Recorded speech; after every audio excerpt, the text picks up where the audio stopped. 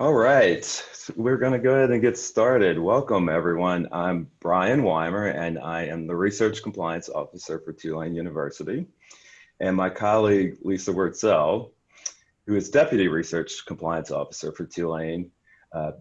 Lisa and I will be facilitating the Responsible Conduct of Research seminar series, and we are thrilled that you all have registered and joined us. It's going to be a great class.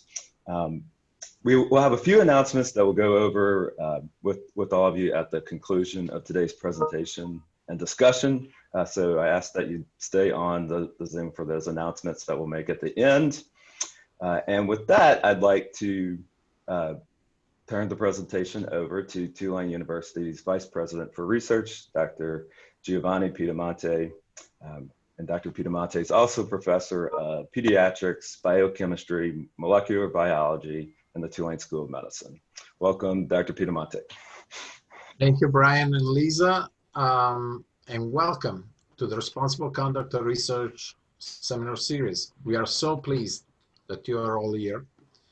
As Brian said, I'm Giovanni Piedamonte. I'm Vice President for Research and the Institutional Official of Tulane University. I'm also Professor of Pediatrics, Biochemistry, and Molecular Biology at Tulane School of Medicine.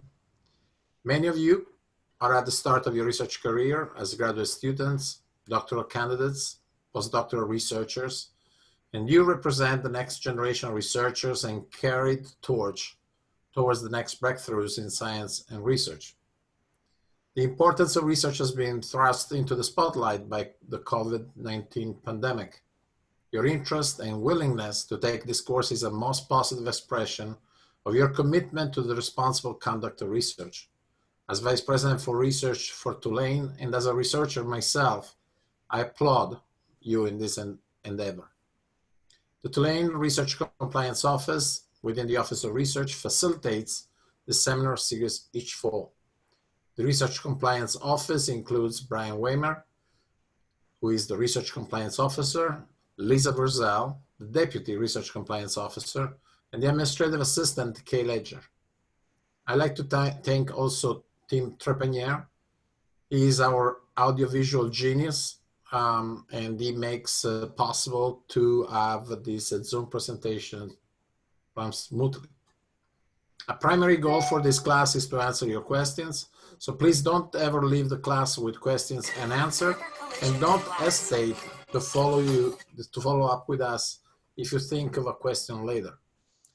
We have the chat feature available in Zoom, and we also will have audio available for questions. We have experts in the field for each of our seminars, and I would encourage you to take advantage of their knowledge and experience, so please ask your questions and participate when asked questions by our speakers. We would like to understand who our audience is, and we would also want for you to all get to know each other. So I ask that each of you type into the chat feature in Zoom, first your name, second the degree you're working towards, and third the primary field of study and research that you do or hope to do in the future. I also would like to ask you if any of you or all of you have any question for me.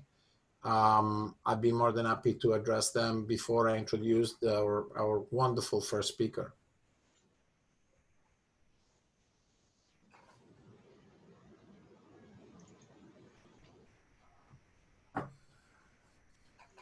Well, looks like you know everything already about everything. And so without further ado, I start seeing your names and qualifications appearing. So I thank you for your collaboration. So without further ado, it is a distinct honor for me to introduce the first speaker. I apologize if I'm not particularly proficient in Mandarin, but I've been practicing with this last name for the past year. I think the correct pronunciation is Dr. Ha. Yes.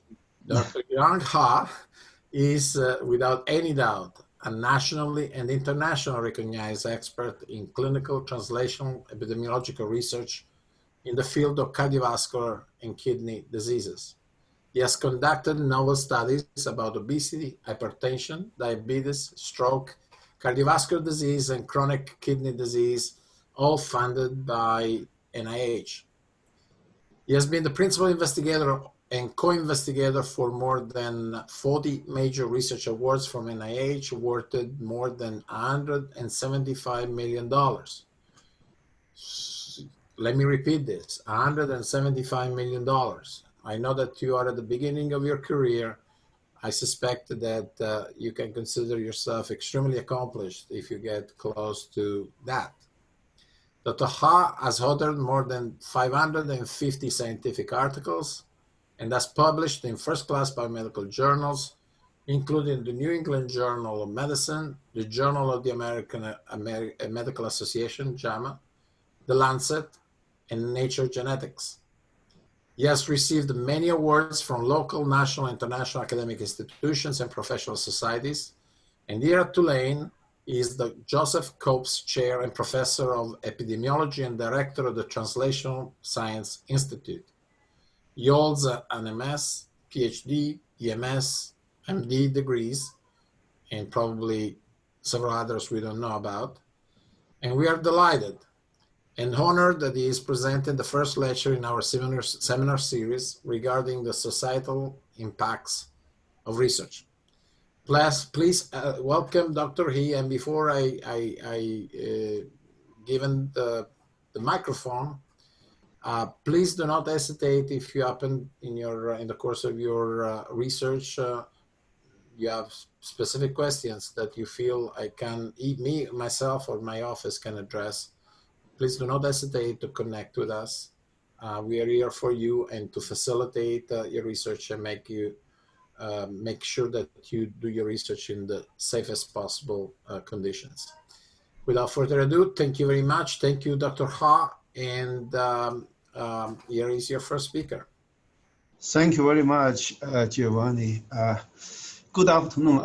It's a great pleasure to give this seminar. My presentation title is Social Impact of Research. So I will focus on biomedical research, include clinical research and the translational research. I will give a brief history of biomedical research, and then I will talk more about the biomedical research in US and the world recently. I will talk about the impact of biomedical research on health, society, and knowledge. Now I will talk a little bit about the Tuskegee safe study and the Belmont report, which is really milestone for guiding biomedical research. Now I will end by pose the question to you, as biomedical research, what's our social responsibility? So let's start with a brief review about the biomedical research. So as you know, the biomedical research really are seeking the fundamental knowledge about the nature and the behavior of living system. So living system really include human being, also include the animals. And the application of that knowledge to enhance health, raise life, and reduce illness and disability. So clearly, biomedical research includes both basic research and applied research.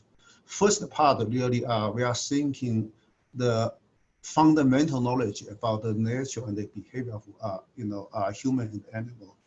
Second part, applied research, really we use this knowledge to develop new drugs, diagnosis, treatment for human disease. So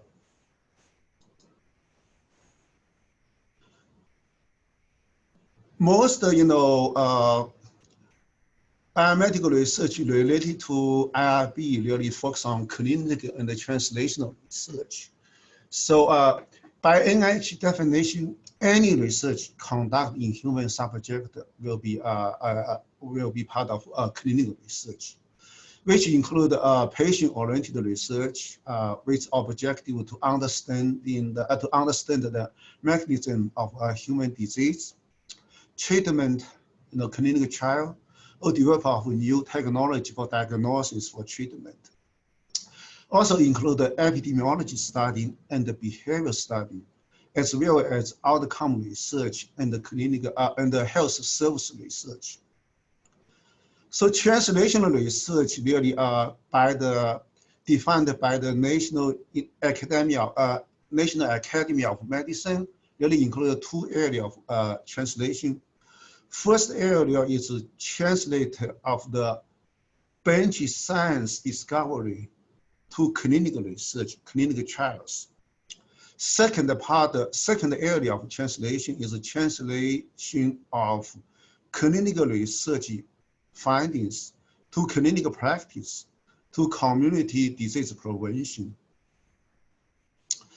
We can see more detail about the translational research. This really borrowed from the National Academy of Medicine's publication. They really, as you can see, there are two areas. One is from bench science to human study. Another is from human study to clinical practice to public health policy. Really, in the first part, really, we know bench research in the basic science is T0 research. Really try to understand the potential mechanism of disease. So T1 really translated the bench science to human. Most those studies include the phase 1 clinical trials, which really conduct in health human volunteers, try to understand the efficacy and the safety of the new treatment. T2 study really translated the study findings from normal human volunteer to patients with specific disease, which really refer to the phase 2 clinical trials and the phase 3 clinical trials. T3 study really translated the findings from phase 2, phase 3 clinical trial to clinical practice, which include the implementation research, translational research, and also outcome research. T4 really translated the knowledge from clinical practice to community for disease prevention and control to benefit the entire population. This is a very interesting slide, really show two things. First, from original, from start research idea to have some clinical implication, really average take 70 years. Take 70 years. That's first point. Secondly, only about 40% of the biomedical research really have some benefit to patient care. So this is amazing. Really, only very few, 40% biomedical research have some benefit for patient care, which takes 17 years. That is why NIH really focus on translational research, really try to speed this process.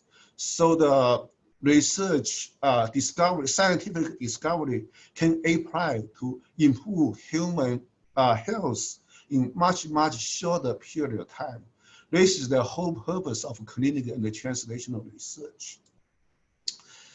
I would like, just briefly mention few milestones in clinical, in the biomedical research history. So many of you know Hippocrates. He is a Greek physician. He is very well known as father of modern medicine. He is the first person really attempted to explain disease occurrence from a rational other than supernatural view. He is the first person published a book which really described the different diseases occurred in different location, different weather, really suggests the environment and the host factor, such as behavior, may influence the development of disease.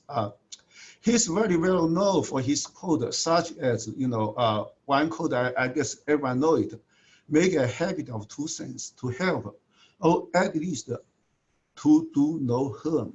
So this is the principle of, we practice medicine. Also, it's the principle for clinical research.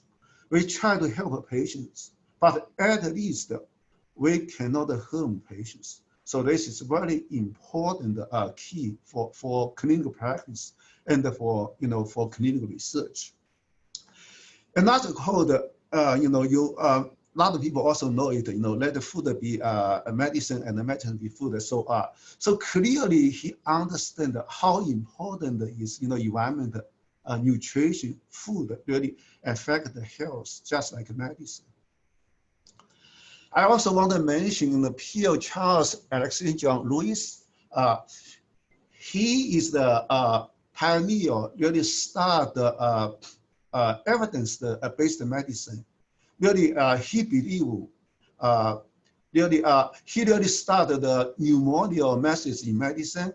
He really believed if research, if medicine be reliable, had to be numerated, which means, we cannot just report a case. We need to compare mean of the measurement or proportion of the measurement. So he really started so-called pneumonia medicine. And another big important figure is James Land. He's a pioneer in clinical research and the clinical trial. He really conducted the first ever clinical trial. So if you look at the biomedical research, history textbook, a lot of medical historians really they divide the biomedical research into prior to James Land time and after his time. So because he is really the first person conduct really clinical research, clinical trial. He did his study in discovered the use of citrus fruit as a cure for scurvy when he serving British Navy in 1747. Here, left side is the picture of his book, cover of his book. So in this study, he really assigned 12 British seamen with scurvy to 6 treatment. Each treatment, 2 persons, 2 to the center, 2 to vegetable, 2 to vinegar, 2 to the control, save water, and 2 to the nutmeg, and last 2 to the citrus, which include 2 orange and 1 lemon for 6 days. So after 6 days, only the 2 patients signed to the intake 2 orange and 1 lemon, fully covered, fit to duty, which means they go back to work. So this really is the first controlled clinical trial, really show one treatment is effective in cure disease. And even his study was conducted in 1747. The British Navy only approved to use it in 1795, which is almost like 50 years late. And use citrus to prevent scurvy in British, entire UK population, only implemented in the early of 1800s. So as you can see, really take a long time to implement, scientific discovery to really benefit human health. So in this slide, I just want to briefly mention some historical event in the clinical research. As I mentioned, the first clinical trial, controlled trial, was conducted by Lane in 1747.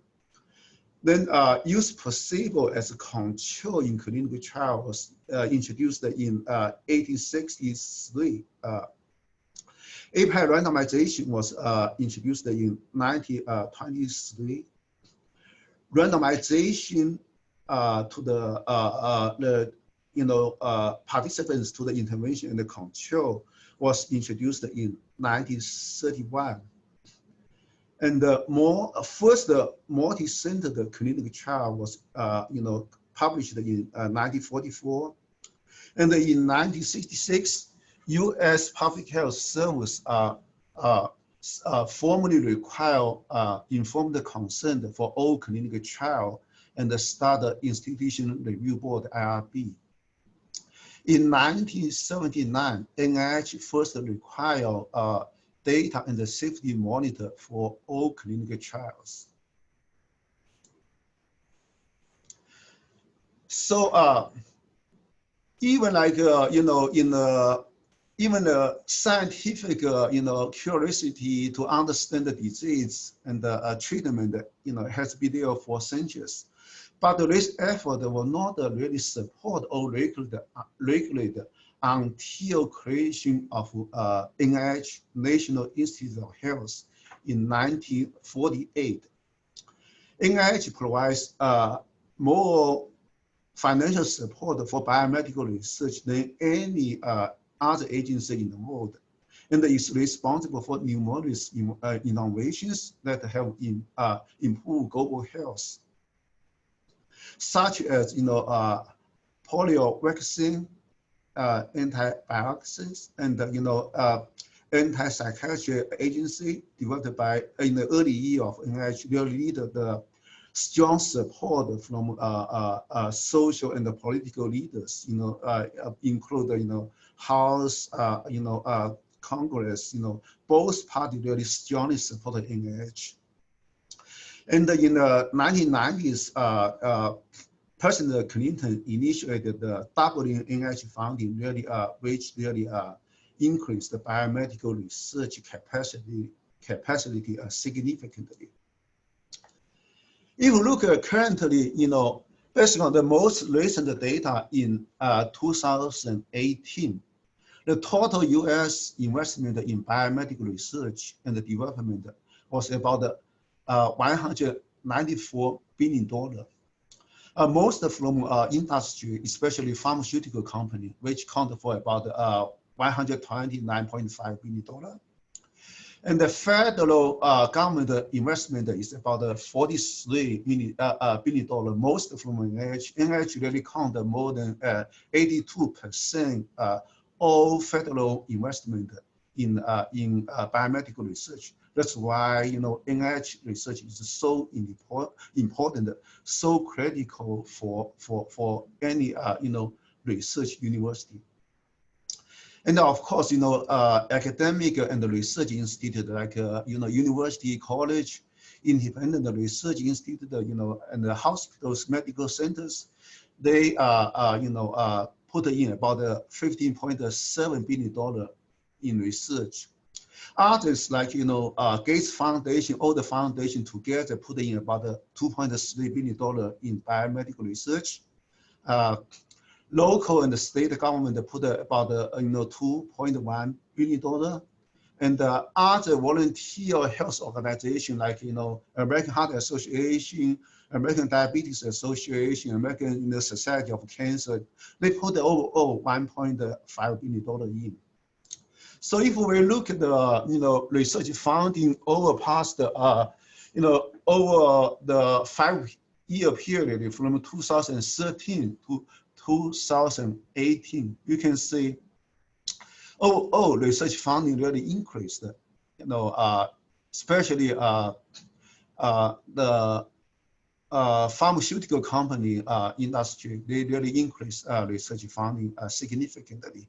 And the federal government increased research funding a lot. other, foundation and university or local government increase a little bit, but most increase is really from pharmaceutical company and from federal government. Even federal government, put in about $43 billion in biomedical research each year, but which is still tiny compared to other expanding. For example, in the U.S., we spend about $629 billion each year for defense department, which we only spend about $43 billion for biomedical research. If we look, compare biomedical research with overall U.S. medical, spending, we can see, the overall medical spending for major chronic disease, at least here, is overall about $1.1 trillion. And the NIH, and the overall research, not only NIH, but also include the pharmaceutical company and include all other resources, is about 194 billion. If we put all the numbers together, really, biomedical research only accounted for about 5% of all medical spending. So really, biomedical research is still, even look, there's a bigger number, but compared to others, defense or, medical cost for take care of patients, really, biomedical research spending is pretty small. It's pretty small. This slide really shows the, investment of biomedical research from industry and from federal government. As you can see, from industry, about 78.8% really from pharmaceutical company, and the 14% from biotech company. Regarding to federal government, you can see 82.4% really from NIH. So really, NIH is the most important funding agency for biomedical research. Let's look a little bit about what's happened globally in the world. This really is from most recent data from a National Science Foundation, which collect data on research spending and productivity all over the world. This slide really shows the research and the development spending. You can see U.S. really is the #1. And the increase over, the time from 2000 to 2017. And the European Union was, traditionally #2, but as you can see, overtaken by China. China now is very close to US regarding to investment in research and development. #4, as you can see, #4 is really Japan. Then we have Germany, South Korea, France. Then we have India and the UK. So major three, countries really contributed to more biomedical overall research spending, like US, China, and the European Union. If you look over past 17 years from 2000 to 2017, this is the contribution of growth of worldwide research spending. You can see US really contributed 20% over the 17-year increase in research expanding. European Union is 17% and China 32%. South Korea and Japan 10%. So really a lot of research investment really happening in Southeast Asia. This slide really shows the science and engineer articles by select country or economy from 2000 to 2018 by different country or or economy.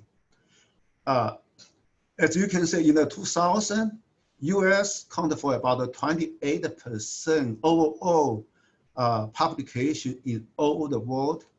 34 from European Union, about 9% from Japan, and 5% from China, and 2% from India. By 2018, you can see overall publication really doubled, more than doubled. And you can see really increase really happened in few areas. One is EU, European Union, and China, as well as India. So overall, the contribution of the publication in 2018, you can say overall about 17% from US, 24% from China, 24% from European Union, 21% from China, 5% from India, and 4% from Japan, 3% from South Korea. However, if you look at the quality of a publication, you can see US always #1.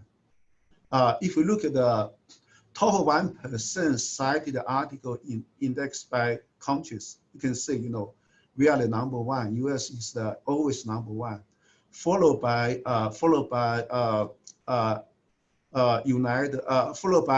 European Union, then by the South Korea. South Korea just take over by China in 2015. So next, I will talk a little bit about the impacts of biomedical research. So I really focus on impact on health, impact on society, and the impact on our knowledge. So as you know, the most important purpose for all biomedical research really is improve health, right? Improve health for the global population. So discoveries emerging from biomedical research really lead to new ways to diagnosis, treat, and prevent disease, eventually improve the health of all the population. For example, in the US, from 1970 to 2016, the life expectancy of the average American increased by about 80 years, from 70.8 to 78.6, so increased about 80 years. So research, biomedical research really help people even longer and healthy. And also biomedical research, they make disease less deadly. For example, 10 or 20 years ago, AIDS is a deadly disease, right? If someone infected by HIV, they will die. But now, someone with HIV infection, they can live as long as other in general population. So really, biomedical research really develop a new drug treatment really can make a disease less deadly. Also, biomedical research really develop effective intervention to prevent and treat disease and reduce disability in the population.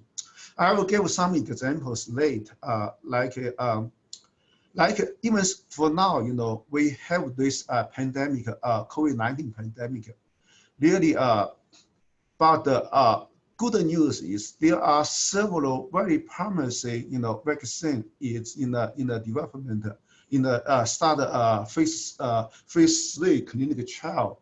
NIH and the pharmaceutical companies just started 4 large clinical trials. Each will involve about 30,000 volunteers. So we know by end of this year, or latest will be early next year, we will have effective vaccine. As long as we have a vaccine, we will be able to control the disease. So really, that's why biomedical research is so important. Really can prevent and treat the disease in the population, improve the health for the entire population. In addition, biomedical research also have a huge impact on our society. Biomedical research really can, advance, can lead to improve the health. So, and with the health population, we can, have more productive people, working, and which really improve the productivity. And then also, with more healthy population, really can reduce burden of disease and the disability, as well as disease and the disability related cost. So really, which really financially benefit our society. Also, biomedical research really can increase the economy growth by provide a job in research. Also by generate the biomedical discovery, which really can commercialize into the new device, new drug, which really can can increase the job. And also another impact on our society is biomedical research really can help develop public policy.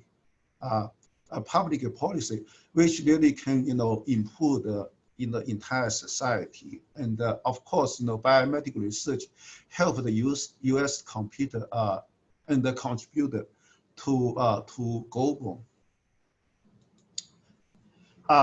Another important impact of biomedical research is is to our knowledge. Biomedical research leads to tens of thousands of new scientific discovery every year. Those fundamentally advantage really expand our understanding of health and they form the basis for the translational and the clinical research, which really develop a new treatment, develop a new diagnosis and the prevention measurement. Also, biomedical research can build in a knowledge base to combat the major health challenges because many years research in genomic, in vaccine development, so we can develop new vaccine for COVID-19 very quickly, just few months. Now those vaccines already in phase 3 clinical trial. This cannot imagine, 10 years or 20 years ago, we cannot imagine that. But now we already have multiple, vaccine in phase 3 clinical trial. Why? Because the knowledge accumulated over past, many years. Let me give some examples how, biomedical research positively impact to the health, to the society. One example is polio elimination in the US, which, if you look at this, is very, very similar with what we are going, going through now. This in the late 1940s, polio outbreak in the US increased in the frequency and the size. So on average, disability about 35,000 people every year. So which is very, very, scary. So parents really don't allow their kids go out to play, and the public health officer really, limit the transportation, travel, between cities. And also impose the quarantine, in the area affected by, polio cases. Just like, what's happening now. We have the travel, restriction, have the, quarantine.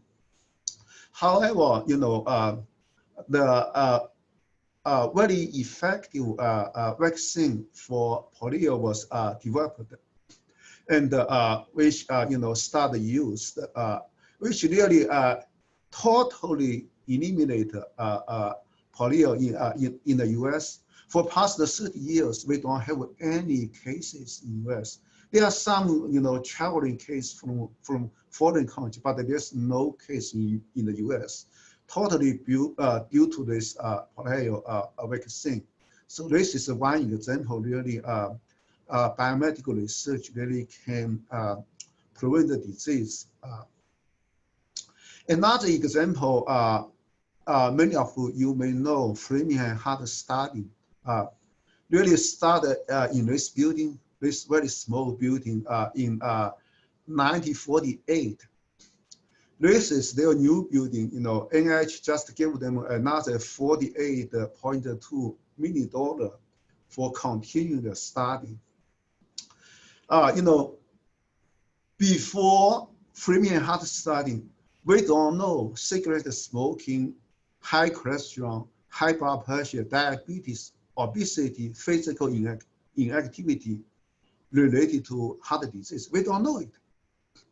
So Framingham study really discovered the important risk factors for cardiovascular disease.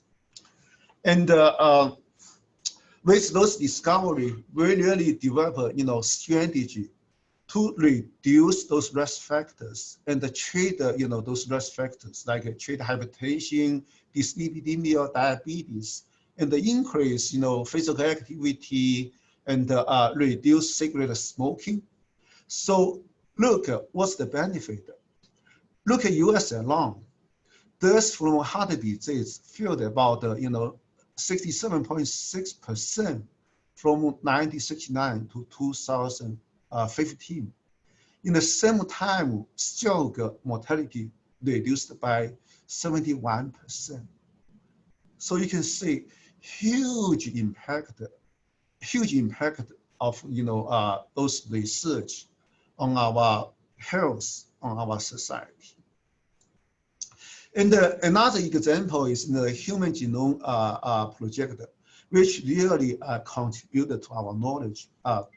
Human Genome Project is an international collaborative research program, which goal was complete mapping and understanding of all genes of human being. Okay, so really the scientists try to decode the human genome in 3 major ways. First, they want to determine the sequence of all bases in human genome, genomic DNA. Secondly, they want to make maps of gene for major section of all chromosomes. And the third, they will produce the linkage map, which can be used to identify genetic disease in the human genome. So the Human Genome Project was revealed that there are probably about 20,500 human genes overall, and about 3.2 billion base pairs. So this knowledge really contributed a lot to our understand human the structure, organization, and the function of human genome, and provide knowledge for the for discovery genes, genetic variants for disease, and variants for predict the risk of disease, and the new treatment based on molecular, based on genetic target. So the Human Genome Project really provide a huge knowledge base for future develop in the diagnosis, prediction, treatment, and the prevention of disease. So those are some examples, the positive impact of biomedical research on our society. But we also need to mention some negative impact due to lack of regulation before the IRB was created. So one study signed repeatedly by you may already learned from other lecture is the Tuskegee syphilis study, which was a study conducted by U.S. Public Health Service, now become a CDC. The purpose is to investigate the natural progression of untreated syphilis. Between the study was conducted between 1932 to 1972, about over 40 years in Tuskegee in Alabama. So this study involved 399 poor rural African American men. And they were involved without the knowledge, they have syphilis. Also, they don't receive any treatment. They involved the studying because they was told they were receiving free health care from the U.S. government. So, this study was reported, by Associated Press report, published a paper in New York Times and the Washington Post, which really, reported this study, report what's going on. This report was published in 1973, which really caused the outrage of the, entire, U.S. Society. Everyone was, very angry about this. And the Senator Kennedy really held the hearing in the Congress. And, in 1997, President Clinton formally, officially apologized to the research participants and their families. And because of this study, really, the Congress passed a national action in 1974, created a National Commission for the Protection of Human Subjects of Biomedical and Behavioral Research. The National Commission published the Belmont Report in 1979, which is the landmark document of ethical principle in human research. So basically, this document, includes some basic ethical principles. For example, 3 principles. First is respect for persons. So requirement to acknowledge autonomy and the requirement to protect those with diminished autonomy. So basically, all the research need to, tell research participants, about the research, the nature of research, and the studying participants has to have the, right to make the decision. They want to be part of the study or they not want to be part of the study. Secondly, beneficence. So, which means, all the research show the maximize the potential benefit and minimize the potential harm. So this is the principle, for research and for patient care. We always need to maximize the benefit and, minimize the potential harm. So specifically, for research, we need to, make a decision how the research will benefit the individual participants as well as the society, and what is the risk, harmful effect for studying participants. So this has to be, very carefully considered, have a balance. And another principle is justice, which means to each person equal share, to each person according to individual need, to each person according to individual effort, to each person according to societal contribution, and to each person according to merit. So, so have to have equal opportunity for participating in research. And this report really first time introduced the informed consent. So, which means, all the studying participants, they have to know the studying, they have to know the purpose of studying, the procedures of the studying, the benefit and the harmful effect of the studying, and that they have to know, what will happen to them, so they can make an informed consent. They want to be part of the study or not to be part of the study. So this is really a landmark report, really created IRB and the informed consent for clinical research. So I will, end my talk, pose a question to you, or maybe multiple questions. As research, as a biomedical research, what is our social responsibility?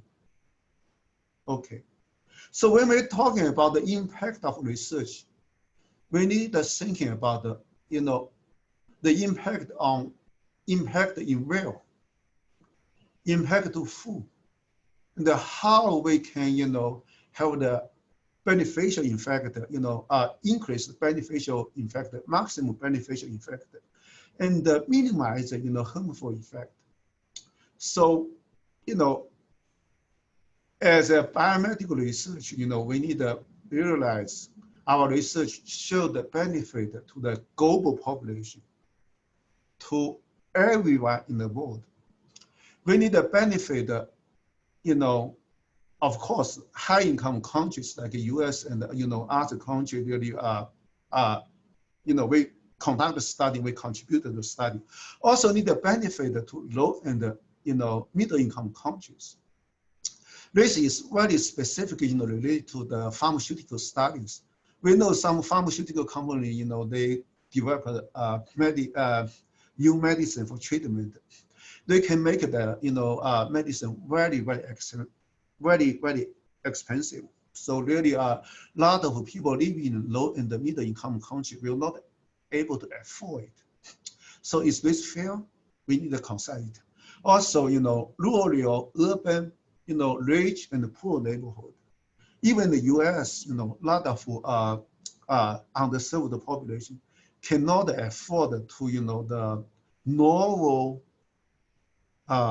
treatment because they are too expensive. So, we need to think about those questions. Really, the benefit to will and to food, right? The biomedical research show the benefit the entire population. But sometimes it's not necessarily true. We know, research really benefit more to people with high income, with better health education or overall education, because they understand it, they have access to better health care. How about the underserved population? How about the vulnerable population? How about the ethnic minority population, African American, Hispanic American? So research also need to benefit those populations. And there are some studies really show, advance in biomedical research over past 20, 30 years, really increased health disparity. Because people, have higher income, higher, education, they have more, have better, health care, better health, insurance. They will have better access to the new drugs, to new treatment. On the other hand, underserved population have less access to those benefits. So as a biomedical research, we need to we need to consider those questions. So this really our social responsibility as a scientist. We need to consider those questions. So what we can do is we really need to make our research benefit to the entire population, make our research more effective, reduce the waste. This paper published in 2009 and still discovered by by NIH, by the major medical journals for past 10 years. Basically, this study really showed about 85% of all biomedical research is waste. 85%. So only 15% really useful for patient care, for public health. This is very similar with the, with the slide I showed you, before. Only about 14% research eventually benefit patient care and the public health after 17 years. After 17 years. So as a biomedical research, really we have the responsibility make biomedical research more effective, more beneficial to the entire population. How can we do it? So if you look here, first, we need to ask the important questions. Our research question has to be related to patient care, related to public health. So we need to ask important questions. That's first. Secondly, we have to have good study design. From this study really show about 50% of study really have poor study design with bias. So basically 50% study finding really useless because the study design. So we have to, very careful design a study to reduce the bias. Number three, we need to publish our study in time.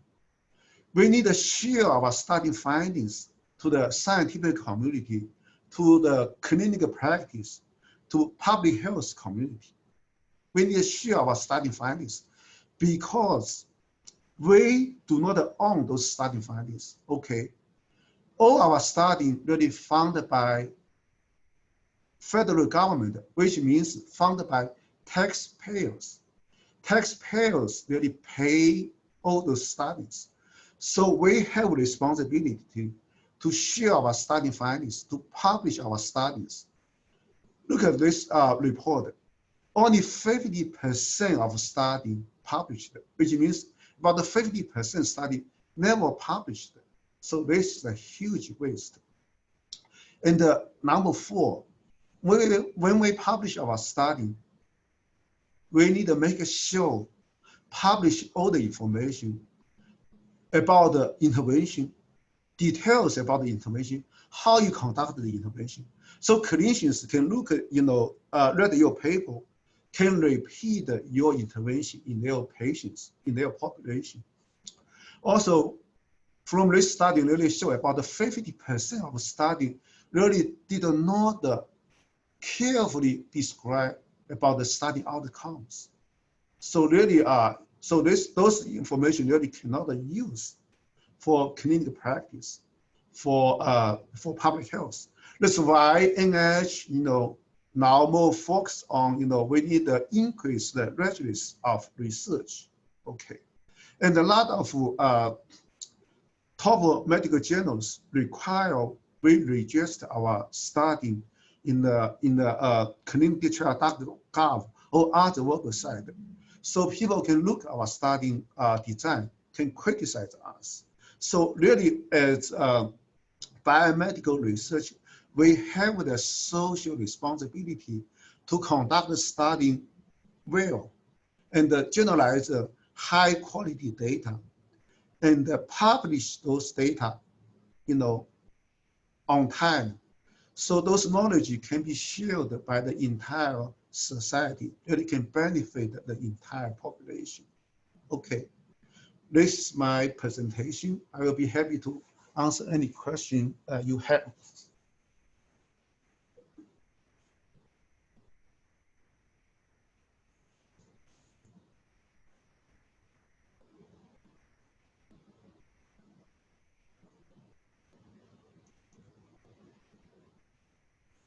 Okay, no question, everyone knows it, good.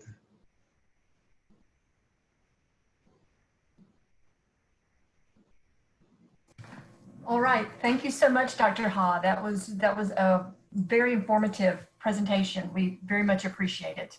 So I have just a few announcements. I got a message that what I put in the chat, I think some of it was cut off. So I will repost that in the chat when I'm finished stating it here. Just a few brief announcements. First of all, classes are from 3:10 to 4:05 each Thursday through October the 8th. We ask that you please log into Zoom promptly to receive credit for attending each lecture, and the login instructions are on our course website. So our class on September 3rd is the only one that will not be held on Zoom. We have a special speaker for that lecture, and they have requested that we use Microsoft Teams. So please, please check your email in advance of that class. You will receive an email invitation from the presenters to attend via Teams. Again, that's for September 3rd. So if you've registered for the class as a course and you want it to appear on your transcript, you're required to attend all 8 of our classes and remain logged in for the entire class to receive credit. If for some reason you have an issue that you need to discuss with us, please contact our office. You can contact Kayla J, Brian Weimer, or myself. And again, I will put our emails in the chat function. And it is also very important for us to keep a record of your attendance. You will be logged in as you join on Zoom and also on Teams for September 3rd. If you're not registered for the course, but you would like to receive a certificate of attendance for one or more of the lectures, please email Kayla J to request one. Again, I'll put her email in the chat function. Very occasionally, we will have some materials for you to read in advance. When we do, I encourage you to read them before each class so that you can prepare questions that you might want to ask. We will use Canvas to post notices and occasional reading assignments, so please check Canvas regularly. And finally, my office is available to discuss RCR or any other compliance-related topics that you may have. You can reach out to Brian, you can reach out to me. We're happy to talk with you anytime. We want to answer your questions, so please feel free to contact us. I think those are all of the announcements. Unless anybody has any questions, we'll see you next week. Okay, thank you. Thank you, Dr. Ha. Thank you. Bye-bye. Thank you all. Bye-bye.